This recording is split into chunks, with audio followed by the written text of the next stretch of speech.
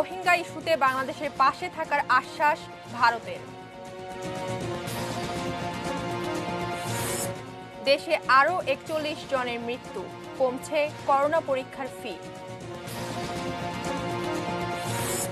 PEC পরীক্ষা স্কুলে নেওয়ার প্রস্তাব প্রধানমন্ত্রীর দপ্তরে।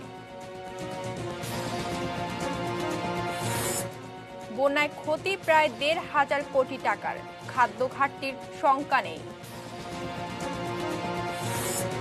শর্তের জাঁতা কলে দেশে আটকে আছেন আমিরাত প্রবাসী শ্রমিকরা।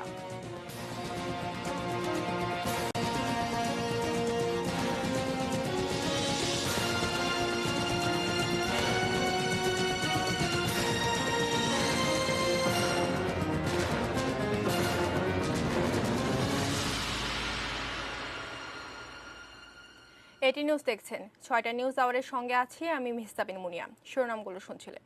VSL Angle Channel HB VSL Bikrampur Steel Limited. এবারে বিস্তারিত। বাংলাদেশের সঙ্গে সম্পর্কের উষ্ণতা হ্রাস কোনোভাবেই কাম্য নয় ভারতের। নরেন্দ্র মোদীর এই বার্তা দিয়ে গেলেন দেশটির পররাষ্ট্র সচিব হর্ষবর্ধন শ্রিংলা। এমনকি রোহিঙ্গা ইস্যুতেও অবস্থান পাল্টানোর ইঙ্গিত দিল দেশটি। ভারতের এই অবস্থানকে দুই দেশের সম্পর্কের ব্রেকথ্রু হিসেবে দেখছে বাংলাদেশ। বাংলাদেশ ক্রমশ হাঁটছে চীনা ব্লকের দিকে। চীনের সঙ্গে সম্পর্ক তরতর করে এগিয়ে যাচ্ছে। বাংলাদেশের নিকটতম এবং ঐতিহাসিক বন্ধু ভারত কিভাবে নিচ্ছে এই সম্পর্ক, এই নিয়ে জল্পনা কল্পনায় জল ঢেলে দিতেই যেন বাংলাদেশ সফরে ভারতের পররাষ্ট্র সচিব হর্ষবর্ধন শ্রিংলা। করোনায় গেল ৩ মাসে কোনো দেশেই যাননি ভারতের পররাষ্ট্র সচিব। হঠাৎ ঢাকায় এলেন নরেন্দ্র মোদীর বিশেষ বার্তা নিয়ে। সফরের প্রথম দিন মঙ্গলবার রাতে প্রধানমন্ত্রী শেখ হাসিনার সঙ্গে দেখা করে পৌঁছে দিলেন সেই বার্তা। ১ ঘন্টা আলাপে বাংলাদেশের প্রধানমন্ত্রীকে জানালেন ভারতীয় প্রধানমন্ত্রীর অবস্থান। কি সেই অবস্থান? বুধবার হোটেল সোনারগাঁওয়ে দ্বিপাক্ষিক বৈঠকের পর ব্যাখ্যা করলেন দুই সচিবই। মোদিজি এবং ফরেন মিনিস্টার জয়শঙ্করের সাথে আলাপ আলোচনার মাধ্যমেই এখানে এসেছেন এবং এটাই ওনারও প্রথম সফর এই কোভিডের সময়। হয়তো সে আরও আসতো, হয়তো আমিও অনেকবার যেতাম, কিন্তু এই কোভিডের কারণে আসলে এগুলো সম্ভব হয়নি। তো সেটার একটা ব্রেক থ্রু আমরা বলতে পারি যে বাংলাদেশের সাথে ভারতের সম্পর্ককে ওনারা এতটাই গুরুত্ব দেন যে ওনারা বাংলাদেশকেই প্রথম চুজ করেছেন এই বার্তাটি নিয়ে, যে তারা দুই দেশের সম্পর্ককে আরো বেগবান করতে চান। We are doing very good things. India and Bangladesh are doing a lot of things. We have a lot of plans. We will take it forward. নানান ইস্যুতেই ভারতের অবস্থান পাল্টে গেছে কিছুটা। রোহিঙ্গা সংকট নিয়ে এতদিন নিশ্চুপ দেশটি 2021-22 সালে জাতিসংঘের নিরাপত্তা পরিষদের অস্থায়ী সদস্যের দায়িত্ব পালন করবে, যেখানে রোহিঙ্গা সংকট নিয়ে রেজুলেশন পাশে বারবার বাংলাদেশের চেষ্টায় ভেটো দিয়ে আসছে চীন। We will continue to work on it both in the UN Security Council and bilaterally with our friends. সীমান্ত হত্যা নিয়ে জিরো টলারেন্সের আপ্তবাক্য সবসময় লেগে থাকে দুই দেশের কর্তা ব্যক্তিদের ঠোঁটে। এবার হর্ষবর্ধন শ্রিংলা একটু নির্দিষ্ট করেই জানিয়েছেন কি ব্যবস্থা নেবেন। উনি প্রয়োজনীয় নির্দেশনা দিবেন নতুন বিএসএফ এর ডিজি আছেন তাকে, এবং যাতে করে এই অনাকাঙ্ক্ষিত এই যে মৃত্যু, এটা যেন আমরা অ্যাভয়েড করতে পারি অলটুগেদার। এই বছরের প্রথম 6 মাস বা 7 মাসের নাম্বার একটু বেড়ে গেছে অতীতের বিভিন্ন সময় থেকে। তো এইটার ব্যাপারে আমাদের উদ্বেগ আমরা প্রকাশ করেছি। দুই পররাষ্ট্র সচিবের বৈঠকে আলাপ হয়েছে করোনা সংকট মোকাবেলা, ভ্যাকসিন সহায়তা নিয়ে। আলোচনা হয়েছে দুই দেশের ট্রানজিট ট্রান্সশিপমেন্ট বাস্তবায়ন, পুরাতন লোন ওয়াদাগুলো নিয়েও। বলেছে যে তাদের যে ভ্যাকসিনগুলো ডেভেলপ করছে সেটা শুধু ভারতের জন্যই নয়, এবং প্রথম দিকেই আমাদের জন্য সেটা অ্যাভেলেবল করা হবে। দুই দেশের মধ্যে একটা এয়ার বাবল যেটা বলা হচ্ছে, সেটা আমরা গতকালই আমরা প্রস্তাবটা পেয়েছি এবং এই এয়ার বাবলটি শুরু হতে পারে খুবই শীঘ্রই। I'm certainly convinced that our relationship has never been better. It is a Sonali Adhyay and we will continue it. Thank you, sir. Thank you. Ashikur Rahman Apu, এটি নিউজ, ঢাকা। দেশের করোনা পরিস্থিতির সার্বিক খবর জানাবো। করোনা আক্রান্ত হয়ে দেশে আরও ৪১ জনের মৃত্যু হয়েছে। এ নিয়ে মোট মৃত্যু ৩,৭৮১। বুধবার করোনা পরিস্থিতি নিয়ে সংবাদ বিজ্ঞপ্তিতে এ তথ্য জানায় স্বাস্থ্য অধিদপ্তর। গত ২৪ ঘন্টায় দেশের ৯১টি ল্যাবে ১৪,৬৭৮ জনের নমুনা পরীক্ষা করা হয়েছে। করোনা পজিটিভ শনাক্ত হয়েছেন ২,৭৪৭ জন। এ পর্যন্ত মোট শনাক্ত সংখ্যা 2,85,091। এদিকে সর্বশেষ 2,913 জনকে নিয়ে মোট সুস্থ হওয়া রোগীর সংখ্যা 1,65,738। এখন পর্যন্ত মোট 13,93,497 জনের নমুনা পরীক্ষা করা হয়েছে। করোনা টেস্টে সরকার নির্ধারিত ফি কমানো হচ্ছে। হাসপাতালে পরীক্ষার ফি 200 থেকে কমিয়ে 100 টাকা করা হয়েছে। বাসায় গিয়ে নমুনা সংগ্রহ করলে ফি দিতে হবে 300 টাকা, যা আগে ছিল 500 টাকা। সচিবালয়ে আজ সংবাদ সম্মেলনে এই তথ্য জানান স্বাস্থ্যমন্ত্রী জাহিদ মালিক। তিনি বলেন, করোনা পরীক্ষার প্রবণতা কমেছে, ফি কমানোর কারণে পরীক্ষা বাড়তে পারে বলে আশা করেন তিনি। করোনা ভ্যাকসিন পাওয়ার জন্য সরকার যোগাযোগ রাখছে জানিয়ে স্বাস্থ্যমন্ত্রী বলেন, এ বিষয়ে চূড়ান্ত সিদ্ধান্ত আসবে প্রধানমন্ত্রীর কাছ থেকে। কোভিড ডেডিকেটেড হাসপাতাল কমানোর সিদ্ধান্ত সম্পর্কে তিনি বলেন, আগস্টের শেষের দিকে এ বিষয়ে চূড়ান্ত তালিকা সম্পন্ন হবে। যে এখন থেকে 200 টাকা যে ফিজ নেওয়া হতো সেটাকে কমিয়ে এখন থেকে 100 টাকা করা। আর যদি বাড়িতে নিয়ে ডেকে নিয়ে যদি পরীক্ষার ব্যবস্থা হয় সেখানে 500 টাকার পরিবর্তে 300 টাকা করা হলো। যে নতুন হার বলবৎ করা হলো, সেই হার অনুযায়ী টেস্টের সংখ্যা বাড়বে আমি আশা করি। কেন্দ্রীয়ভাবে না নিয়ে এবার স্কুলেই পিএসসি পরীক্ষা নেওয়ার কথা ভাবছে শিক্ষা মন্ত্রণালয়। অনুমোদনের জন্য এরকম প্রস্তাব প্রধানমন্ত্রী দপ্তরে পাঠানো হয়েছে। প্রাথমিক ও গণশিক্ষা মন্ত্রণালয় আজ জানায়, এ বিষয়ে মোট 3টি প্রস্তাব পাঠানো হয়েছে প্রধানমন্ত্রী দপ্তরে। এসবের মধ্যে আছে সেপ্টেম্বরে স্কুল খুললে সীমিত সিলেবাসে, আর অক্টোবর কিংবা নভেম্বরে হলে এমসিকিউ পদ্ধতিতে পরীক্ষা নেওয়া। তবে নভেম্বরে স্কুল খোলা সম্ভব না হলে সবাইকে পরীক্ষা ছাড়াই উত্তীর্ণ করে দেওয়া হবে। তবে সবকিছু নির্ভর করছে প্রধানমন্ত্রীর সিদ্ধান্তের উপর।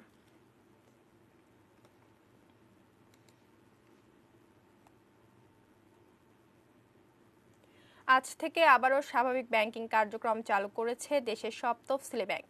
অর্থনৈতিক গতিশীলতা স্বাভাবিক করার উদ্দেশ্যে নতুন করে কয়েকটি সিদ্ধান্ত নিয়েছে বাংলাদেশ ব্যাংক। করোনার সময়ে গত মার্চে সীমিতভাবে ব্যাংকিং কার্যক্রম পরিচালনার জন্য ব্যাংকগুলোকে নির্দেশ দেয় বাংলাদেশ ব্যাংক। এরপরও অর্ধশতাধিক ব্যাংকার করোনায় আক্রান্ত হয়ে মারা যান। পাশাপাশি বিশেষ দিনের সেবা, সান্ধ্য ব্যাংকিং কার্যক্রম বন্ধ রাখতে বলা হয়। এখন নতুন নির্দেশনায় সবকিছুই চলবে আগের নিয়মে। মঙ্গলবার দেশের সব তফসিলি ব্যাংকের প্রধান নির্বাহীদের কাছে বাংলাদেশ ব্যাংক এ সংক্রান্ত একটি প্রজ্ঞাপন জারি করেছে। দেশের অর্থনীতির প্রাণ সঞ্চার বা চাকাকে সচল রাখার জন্য ব্যাংক যদি একটা গুরুত্বপূর্ণ ভূমিকা অলওয়েজ পালন করে আসছে, তো সেই দৃষ্টিকোণ থেকে চিন্তা করলে এটা খুবই জরুরি ছিল। প্রবাসীরা যারা বিদেশে আছেন, যারা আমাদের অর্থনীতিতে অবদান রাখছেন, তাদের সেগুলোকে দেশে আনার জন্য ব্যাংক একটা দায়িত্ব পালন করে এবং সেগুলো আরও এই স্বাভাবিক কার্যক্রম শুরু হতে তার গতি বৃদ্ধি পাবে, রেমিটেন্স প্রবাহ বেড়ে যাবে। এর আগে ব্যাংকিং খাতে করোনা ভাইরাসের কমিউনিটি ট্রান্সমিশন রোধে বিশেষ পরিস্থিতিতে কার্যকর পদক্ষেপ গ্রহণ, নিরবিচ্ছিন্ন জরুরি ব্যাংকিং সেবা নিশ্চিতকরণ, অনলাইন ব্যাংকিং সেবা জোরদার এবং কর্মক্ষেত্রে স্বাস্থ্যবিধি পরিপালন সহ বিভিন্ন নির্দেশনা দেয়া হয়। দেশের অর্থনীতিতে গতি সঞ্চার করতে ব্যাংকগুলো বুধবার থেকে কেন্দ্রীয় ব্যাংকের নির্দেশনায় নিরবিচ্ছিন্ন স্বাভাবিক ব্যাংকিং কার্যক্রম পরিচালনা করছে। বাংলাদেশ ব্যাংকের নির্দেশনা অনুযায়ী অসুস্থ যারা আছেন, সাম্প্রতিককালে যে নির্দেশনাটি এসেছে, যারা করোনা আক্রান্ত এবং যারা মাতৃত্বকালীন ছুটিতে থাকতে চান বা যারা প্রেগনেন্ট ওমেন আছেন, তারা ডাক্তারি সার্টিফিকেট বা মেডিকেল রিপোর্ট দিয়ে এই করোনাকালীন সময়টিতে অফিসে না এসেও তারা তাদের সময়টি কাটাতে পারেন, এই ধরনের একটি নির্দেশনা এসেছে। এছাড়া 13 দফা একটি নির্দেশনা আছে আমাদের করোনা মোকাবেলা করার জন্য বিভিন্ন ধরনের প্রতিরোধমূলক যে সমস্ত ব্যবস্থা। তফসিলি ব্যাংকগুলোর সান্ধ্যকালীন কার্যক্রম এখন থেকে অব্যাহত থাকবে। তবে বাস্তবতা হলো বেশিরভাগ ব্যাংকে স্বাস্থ্যবিধি কিংবা সামাজিক দূরত্ব বজায় রাখার ব্যবস্থা নেই। আহমেদ রাব্বি তানিম, ATN নিউজ, ঢাকা। এবারের বন্যায় ফসলি জমির ব্যাপক ক্ষতি হলেও সরকার যেসব উদ্যোগ নিয়েছে তাতে করে দেশে খাদ্য উৎপাদনে প্রভাব পড়বে না বলে জানিয়েছেন কৃষিমন্ত্রী ডক্টর আব্দুর রাজ্জাক। দুপুরে এক ভার্চুয়াল সংবাদ সম্মেলনে মন্ত্রী জানান, 3 দফা বন্যায় দেশের 37 জেলায় 1323 কোটি টাকার ক্ষতি হয়েছে। সংবাদ সম্মেলনে মন্ত্রী জানান, বন্যায় ক্ষতিগ্রস্ত কৃষকদের আর্থিক সহায়তার পাশাপাশি প্রযুক্তিগত সহায়তা দেয়া হবে। একই সাথে বিনামূল্যে বীজ এবং সারও বিতরণ করার কথা জানান তিনি। এ সময় প্রয়োজনে সীমিত পরিসরে চাল আমদানি নীতিগত সিদ্ধান্ত নেওয়া হয়েছে বলেও জানান কৃষিমন্ত্রী। আমাদের সাম্প্রতিক 3 দফা বন্যায় আমাদের কৃষির সহ অন্য সকল সেক্টরে দুর্যোগ ব্যবস্থাপনা 37টি জেলায় সর্বমোট 1323 কোটি টাকার ফসল ক্ষতি হয়েছে। বন্যার পানিতে তলিয়ে যাওয়া ফসলি জমির পরিমাণ 2,57,148 হেক্টর। প্রকৃতি সবসময় একটা অনিশ্চয়তার মধ্যে আমাদেরকে রাখে, তারপরেও আমরা আশা করছি যে সার্বিকভাবে দেশে খাদ্য উৎপাদনে বড় ধরনের প্রভাব পড়বে না এবং আমরা বড় কোনো সংকটে পড়ব না। বন্যায় ক্ষয়ক্ষতির পুরো হিসেব না পাওয়া গেলেও অন্তত 355 কোটি 15 লাখ টাকার শস্য নষ্ট হয়েছে। দুপুরে এক ভার্চুয়াল সংবাদ সম্মেলনে এই তথ্য জানায় বেসরকারি গবেষণা প্রতিষ্ঠান Centre for Policy Dialogue CPD. তবে ত্রাণ প্রতিমন্ত্রী ডাক্তার মোহাম্মদ এনামুর রহমান জানিয়েছেন, খাদ্য ঘাটতি এড়াতে সীমিতভাবে রপ্তানি ও স্থানীয়ভাবে কেনাকাটার সিদ্ধান্ত নিয়েছে সরকার। 40 মিলিয়ন ডলারের সমপরিমাণ শস্য ক্ষতিগ্রস্ত হয়েছে। 74.5 মিলিয়ন ডলার সমমূল্যের লাইভ স্টক, গবাদি পশু ইত্যাদি, এবং কৃষি জমি যেটা 1,25,549 হেক্টর কৃষি জমি ক্ষতিগ্রস্ত হয়েছে। শিক্ষা প্রতিষ্ঠান, স্কুল, বিশেষ করে 1900-র উপরে স্কুলও ক্ষতিগ্রস্ত হয়েছে। সরকারের খাদ্য যে ক্রয়ের কথা, সেটা টার্গেট এখন পর্যন্ত ফুলফিল হয় নাই। সবকিছু বিবেচনা করে মাননীয় প্রধানমন্ত্রী নির্দেশ দিয়েছেন যে সীমিত আকারে চাল রপ্তানির জন্য, এবং সেটা প্রক্রিয়া আছে। আমরা আশা করি যে সীমিত রপ্তানি এবং স্থানীয়ভাবে ক্রয়ের মাধ্যমে আমাদের খাদ্যের যে স্টক যে মজুদ, সেটা সবসময় একটা ব্যালেন্স অবস্থায় থাকবে। সংযুক্ত আরব আমিরাতে নানামুখী শর্তের গ্যারাকলে দেশে এসে আটকে পড়েছেন প্রবাসী শ্রমিকরা। এ দপ্তর সে দপ্তর ঘুরেও মিলছে না সমাধান। তাই দ্রুত এই জটিলতা নিরসনে পররাষ্ট্র মন্ত্রণালয়ের শক্ত ভূমিকার দাবি করেছেন ভুক্তভোগীরা। বিস্তারিত সাব্বির আহমেদের রিপোর্টে। 70,000-80,000 টাকা টিকিট করে মানুষ যেতেছে, এভাবে পাওয়া যায় না। আমাদের আপ ডাউন টিকিট আছে বাংলাদেশ বিমানে। আমি আবুধাবি থেকে আসছি, আবুধাবিতে যাওয়া যাম। এরা বলতেছে এখন আসেন, আমরা পরে আসেন, যোগাযোগ করেন। দুবাই থেকে আরাবিয়ান ফ্লাইটে আইছে, এয়ারপোর্টে গেলাম যে ভাই আমি একটু ওপরে যাব অফিসে, আমার যাই দিল না। সংযুক্ত আরব আমিরাতে ফিরতে চাওয়া বাংলাদেশিদের ভিড় এখন বিমানসহ এয়ারলাইন্সের অফিসগুলোর সামনে। করোনার আগে ছুটিতে এসে আটকা পড়েছেন এই প্রবাসীরা। দ্রুতই আবার আমিরাতে ফিরতে চাইলেও সেখানকার নিয়ম পরিবর্তনের জটিলতায় তারা। ভিসার মেয়াদ শেষ হওয়ার 6 মাস পার হলেও আমিরাতে যাওয়া যাবে, এমনটাই বলা হয়েছিল করোনাকালের শুরুতে। এখন নতুন নিয়মে আইডেন্টিটি অ্যান্ড সিটিজেন অথরিটি আইসি এর অনুমোদন যারা পাবেন শুধু তারাই যেতে পারছেন। এক্ষেত্রে 6 মাসের সেই নির্দেশনা কখনো মানা হচ্ছে, কখনো নয়। মানে যাদের 6 মাস পুরো হয় না তারা যাইতে পারবে। তো আমরা এখানে আসছি, আসার পরে এরা আমার এখানে চাইছে 6 মাস পুরো নওয়াতে হে টিকিট দিল, বলে যে আপনার 17 তারিখ আপনাদের ফেলাই। গ্রিনচিংলা অবশ্যই পেপারও নিয়ে আসছি আমি, তো তারপরে ওরা মানে দিতেছে না, পাত্তা দিতেছে না। অন্যদিকে স্পষ্ট কোনো নির্দেশনা না থাকায় বিমান বাংলাদেশ আইসি এর অনুমোদন থাকলেও ভিসা শেষ হওয়ার পর 6 মাস পেরোনোর অজুহাতে যেতে দিচ্ছে না শ্রমিকদের। দুবাইতেও যাচ্ছে, শারজাতেও যাচ্ছে, ওই দুই জায়গায় কিন্তু সমস্যা হচ্ছে না। সমস্যা হচ্ছে একটা জায়গায়, সেটা হলো আবুধাবিতে। তাদের নীতিগত কোনো সমস্যা হচ্ছে, যে তাদের নীতিগত সমস্যার জন্যই আজকে এই প্যাসেঞ্জার যারা যাচ্ছেন যে ফিরে আসতেছেন। অনেক বাংলাদেশি এখন যাওয়ার জন্য অপেক্ষায় আছেন, কিন্তু ওই দেশের যদি ইমিগ্রেশন পলিসি অথবা ওই দেশের এন্ট্রি পলিসিতে তো ওরা ক্রমাগত ছাড়ছে। কিন্তু এখন তো আমরা দেখতে পাচ্ছি যে আমার তো গতকালের ফ্লাইটে 204 জন যাওয়ার কথা ছিল, মাত্র 41 জন এখানে তারা বোর্ডিং পাস দিতে পেরেছে। 41 জন 29 জনকে আবার ফেরতও পাঠাচ্ছে। আমাদের যাত্রীদেরকে সহযোগিতা করার জন্য আমরা প্রস্তুত, কিন্তু ওই যে বললাম যে এক এক দেশের নিয়ম এক এক রকম। ওনারা যখনই আমাদেরকে অনুমোদন দিচ্ছেন তখনই কিন্তু আমরা প্রসিড করতে পারছি। যদি ওনারা আমাদেরকে ছাড় দেন, ফ্রিকোয়েন্সি বাড়িয়ে দেন, তাহলে আমরা ফ্লাইট পরিচালনা করতে পারবো। করোনার কারণে ফ্লাইট বাতিল হওয়ায় মার্চের আগ পর্যন্ত যারা বিভিন্ন গন্তব্যের টিকিট কিনেছেন তারা 2021 সালের 14 মার্চ পর্যন্ত এই টিকিটে কোনো বাড়তি ফি ছাড়া ভ্রমণ করতে পারবেন বলে জানিয়েছে বিমান বাংলাদেশ। Sabbir Ahmed, ATN news, Dhaka. 6টা নিউজ আওয়ারের সময় হলো 32টি বিরতি নেওয়ার। বিরতির পর যা থাকছে।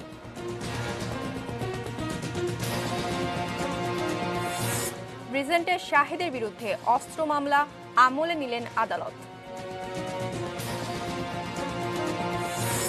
রপ্তানি বৃদ্ধি ও বিদেশি বিনিয়োগ আকর্ষণে মানব সম্পদ উন্নয়নে জোর।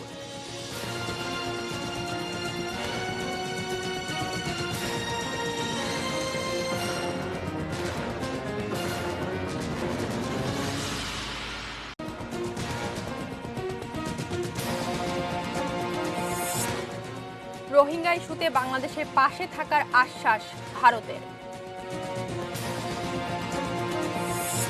দেশে আরও 41 জনের মৃত্যু, কমছে করোনা পরীক্ষার ফি। পিইসি পরীক্ষা স্কুলেই নেওয়ার প্রস্তাব প্রধানমন্ত্রীর দপ্তরে।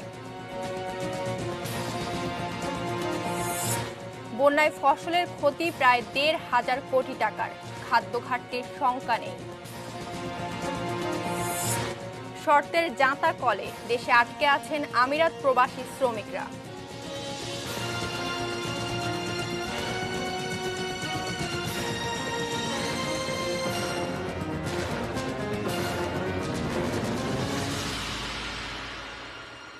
বিরতির পর আরো একবার আমন্ত্রণ জানাচ্ছি 6টা নিউজ আওয়ারে। ধন্যবাদ সঙ্গে থাকার জন্য। যাচ্ছে অন্যান্য খবরে। অস্ত্র মামলার রিজেন্ট গ্রুপের চেয়ারম্যান মোহাম্মদ শাহিদের বিরুদ্ধে দেওয়া অভিযোগপত্র আমলে নিয়েছেন আদালত। 27 আগস্ট এই মামলার অভিযোগ গঠনের শুনানি হবে। এদিকে তৃতীয় দিনের মতো তাকে রিমান্ডে জিজ্ঞাসাবাদ করেছে দুদক। বুধবার ঢাকার 1 নম্বর স্পেশাল ট্রাইব্যুনালের বিচারক KM ইমরুল কায়েস অভিযোগপত্র আমলে নেন। শাহিদের পক্ষে জামিনের আবেদন করা হলে তা নাকচ করেন আদালত। শাহিদের আইনজীবী মোহাম্মদ নাজমুল হোসেন আদালতের অনুমতি নিয়ে তার সঙ্গে কথা বলেছেন। পরে শাহিদকে আবার দুদকে জিজ্ঞাসাবাদের জন্য নিয়ে আসা হয়।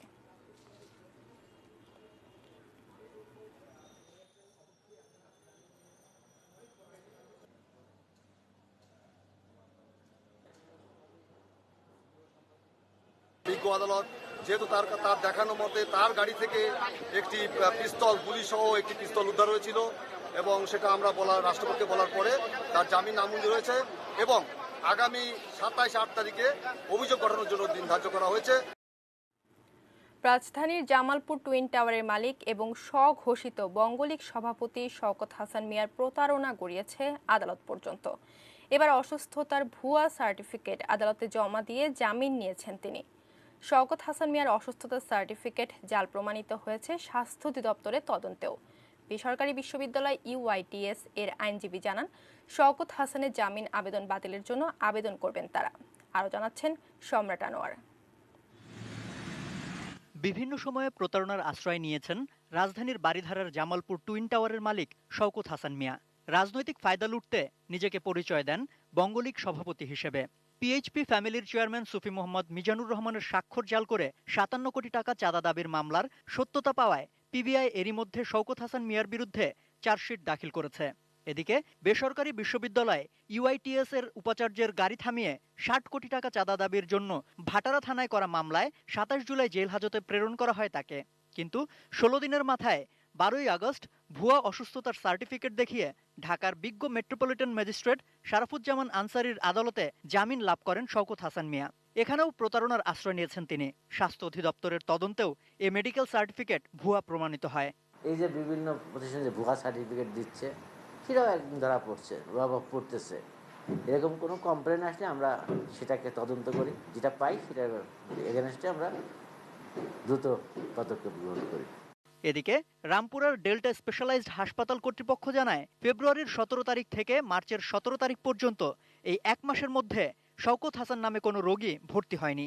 সকল ডকুমেন্টস চেক করে আমার হসপিটালের রেজিস্টার খাতা, তারপর সফটওয়্যার কপি, এগুলো চেক করে দেখে ওনার কোনো তথ্য এখানে নথিভুক্ত নাই। এই পেশেন্ট আমাদের এখানে কোনোভাবেই ভর্তি হয় নাই। যে ডক্টরের নাম আসছে, ডাক্তারকে সাথে সাথে চেক করছে এবং আমাদের হসপিটাল তার বিরুদ্ধে একটা তদন্ত কমিটি গঠন করছে। UITS বিশ্ববিদ্যালয়ের আইনজীবী জানান, শওকত হাসানের ভুয়া মেডিকেল সার্টিফিকেটের বিষয়টি আদালতের আমলে এনে জামিন বাতিলের আবেদন করবেন তারা। এখন আমাদের কাছে যে ওই সার্টিফিকেট আপাত দৃষ্টিতে ভুয়া বলেই মনে হয়েছিল, তবুও এখন স্বাস্থ্য অধিদপ্তর এবং সংশ্লিষ্ট হসপিটালের লিখিত বক্তব্য আমার কাছে এসেছে এবং সেখানে ক্লিয়ারলি দেখতে পাই এই সার্টিফিকেটটি ভুয়া এবং জাল। সুতরাং এখন আমরা এই জামিন আদেশটাকে রদ এবং রহিত করার জন্যে আমার ভিকটিম ইউআইটিএস কর্তৃপক্ষের পক্ষ থেকে আমরা বিজ্ঞ সিএমএম আদালতে যাব এবং প্রয়োজনে সর্বোচ্চ আদালতে এর প্রতিকারের জন্য আমরা যাব। এদিকে শওকত হাসানের আইনজীবী এটিএন নিউজকে জানিয়েছেন তারা জামিন আবেদন করলেও ভুয়া অসুস্থতার মেডিকেল সার্টিফিকেটের বিষয়ে কিছুই জানেন না। এই মামলাটাতে প্রথমে একজন আইনজীবী ছিলেন, এই মামলাটা যিনি প্রথম মুভ করছিলেন তারা তখন নথির মধ্যে মেডিকেলের কাগজগুলো দিচ্ছিল, হয়তোবা আমি দেখিনি, কিন্তু আমি এই সব কিছু বুঝিনি। আমার সাবমিশনের মধ্যে এটা ছিল না, আমরা 3 জন আইনজীবী ছিলাম এটার মধ্যে। ভুয়া মেজর পরিচয় দিয়ে অবৈধ সম্পদ অর্জন করায় শওকত হাসান মিয়ার নিজ এলাকা জামালপুরবাসীর আবেদনের পরিপ্রেক্ষিতে এরই মধ্যে দুদক কয়েকবার নোটিশ প্রদান করে তাকে। সম্রাট আনোয়ার, এটিএন নিউজ, ঢাকা। 3 দফা বন্যা ও করোনায় বড় ধরনের বিপর্যয় সুনামগঞ্জ জেলা। ফসল, গবাদি পশু, মাছের খামারের ব্যাপক ক্ষতি হয়েছে। বাড়িঘর, সড়ক, শিক্ষা ও ব্যবসা প্রতিষ্ঠানের ক্ষতি হিসেবে আনলে ক্ষয়ক্ষতির পরিমাণ হাজার কোটি টাকা ছাড়িয়ে যাবে।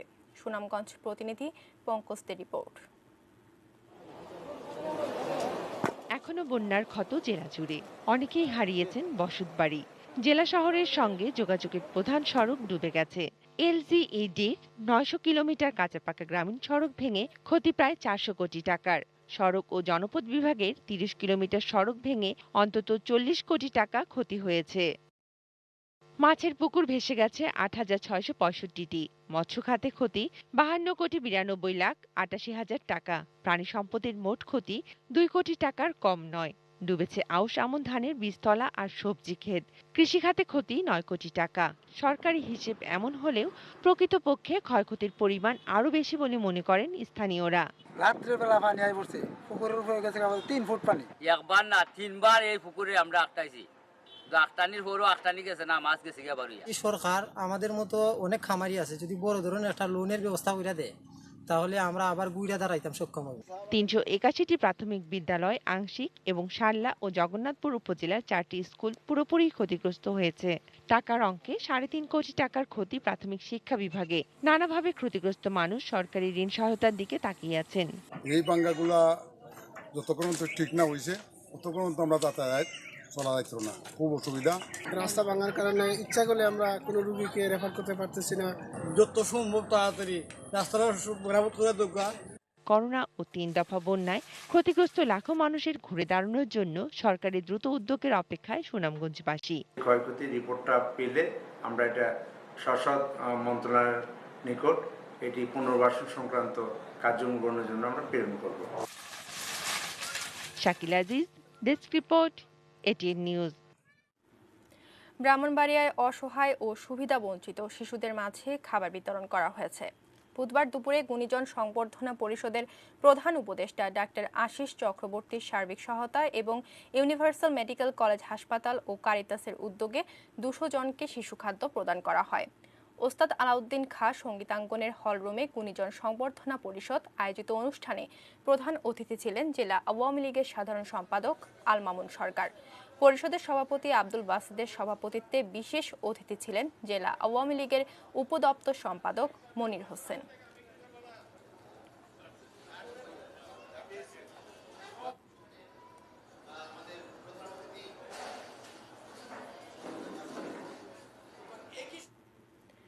আবারও সময় হলো বাজেস্টি বিরতি নিয়ে, আর বিরতির পর যা থাকছে।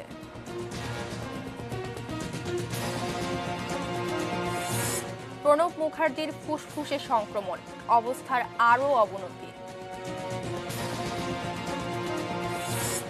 চ্যাম্পিয়ন্স লিগের দ্বিতীয় সেমিতে আজ মুখোমুখি বায়ার্ন ও লিও।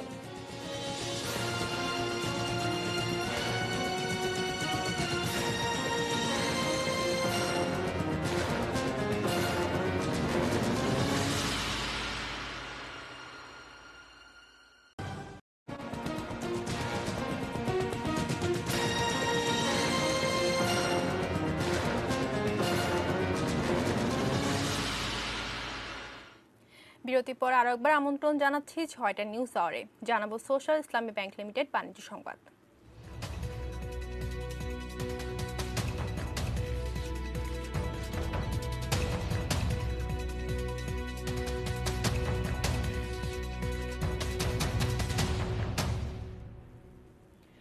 করোনা পরবর্তী অর্থনীতি চাঙ্গা করতে বিদেশি বিনিয়োগ আকর্ষণের চেষ্টা করছে বাংলাদেশ।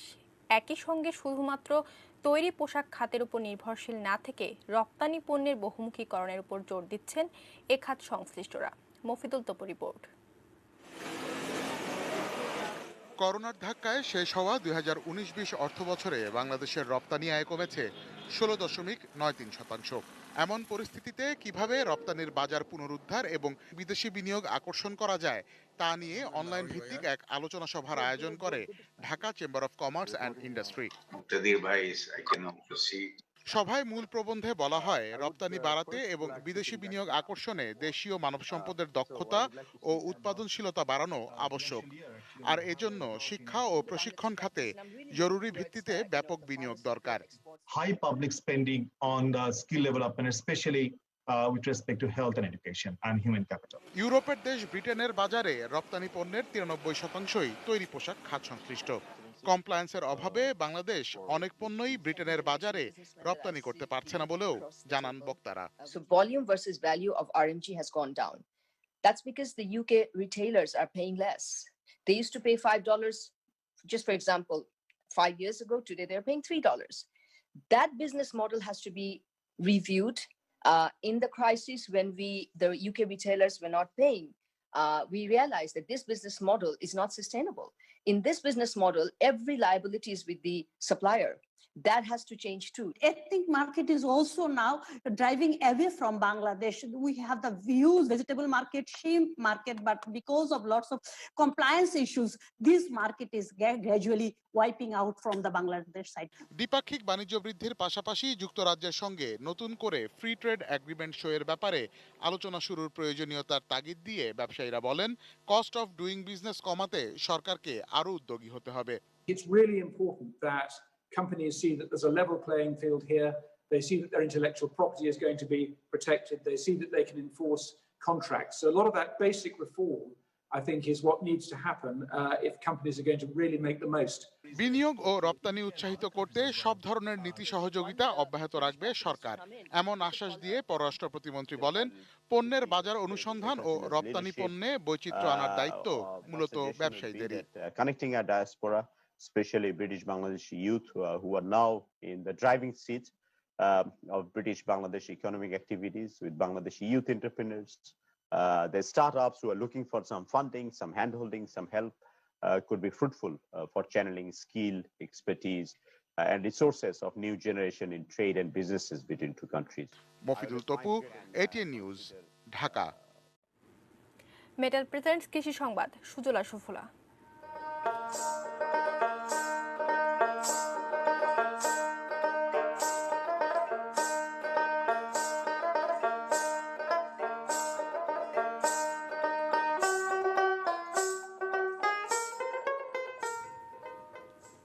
নরসিংদীর কলম্বো লেবুর খেতি এখন দেশের গণ্ডি পেরিয়ে বিদেশেও।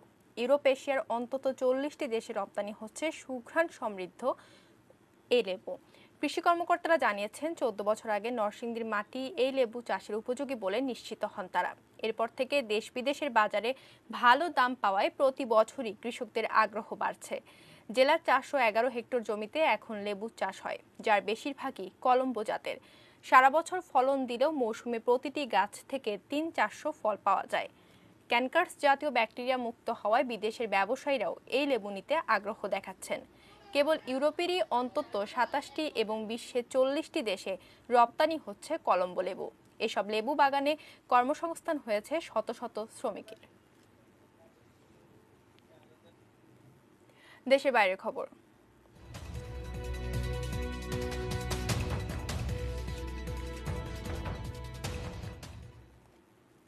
মস্তিষ্কে অস্ত্রোপচারের পর হাসপাতালে চিকিৎসাধীন ভারতের সাবেক রাষ্ট্রপতি প্রণব মুখার্জির শারীরিক অবস্থার আরও অবনতি হয়েছে।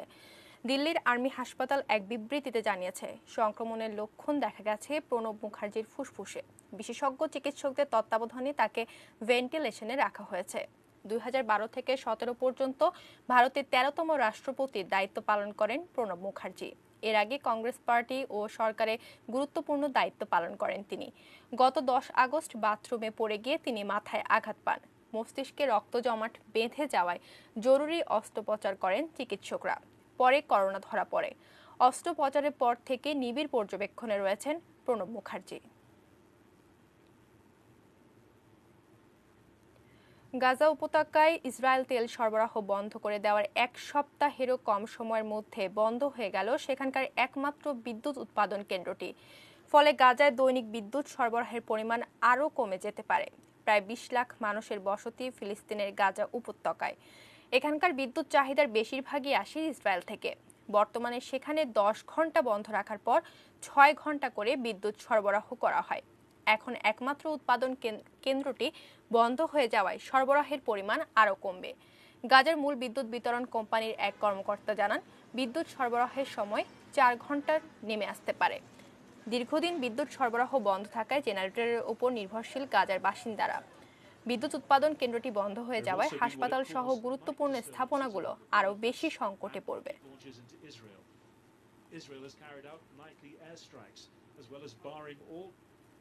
খেলার খবর।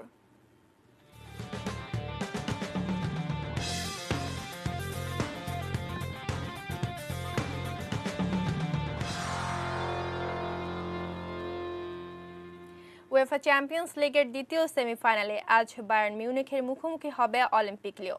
ম্যাচটি শুরু হবে বাংলাদেশ সময় রাত 1টায়। গত 3 বছরের গেরো খুলতে চায় বুন্দেসলিগা চ্যাম্পিয়ন বায়ার্ন মিউনিখ। কেননা চ্যাম্পিয়ন্স লিগের গত 4 আসরে সেমিফাইনালের বাধা ডিঙোতে পারেনি তারা। জুভেন্টাস বা ম্যান সিটির মতো শক্ত প্রতিপক্ষকে বিদায় করে দিয়ে শেষ 4-এ আসা অলিম্পিক লিওকে নিয়ে এবার তাই বেশ সাবধানী বায়ার্ন কোচ হান্সি ফ্লিক। দুই দলের মুখোমুখি 8 লড়াইয়ের 4টি জিতেছে জার্মানরা। ওদিকে প্রথমবার ফাইনালে ওঠার হাতছানি লিওর সামনে। ফরাসি ক্লাবটি রয়েছে মুসা দেমবেলে, মেমফিস দেপেই, তোকো দেপের মতো বিদ্যুৎ গতির কিছু তরুণ ফুটবলার। এই শক্তি কাজে লাগিয়েই লিও আজ ইতিহাস করতে চায়।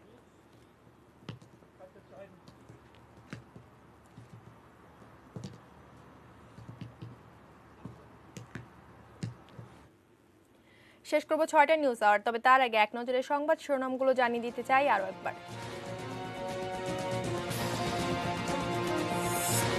রোহিঙ্গা ইস্যুতে বাংলাদেশের পাশে থাকার আশ্বাস ভারতের। দেশে আরও 41 জনের মৃত্যু, কমছে করোনা পরীক্ষার ফি। পিএসসি পরীক্ষা স্কুলে নেওয়ার প্রস্তাব প্রধানমন্ত্রীর দপ্তরে।